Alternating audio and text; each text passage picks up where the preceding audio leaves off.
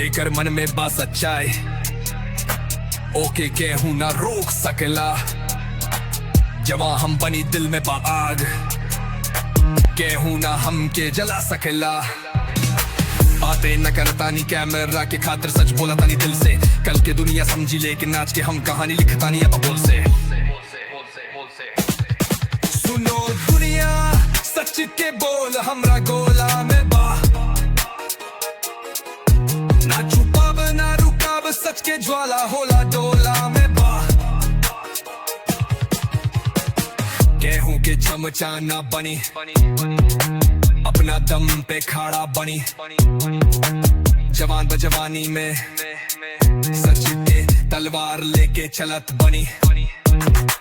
बोल के देखा दी हाल नेता जैसन छोड़ सबके।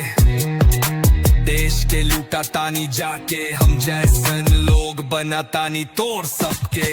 सुनो दुनिया सच के बोल हमरा गोला में बा।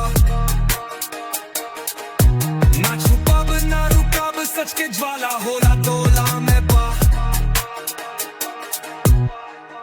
मीडिया के केहू के डरना बा सच के आवाज हम छाप दी।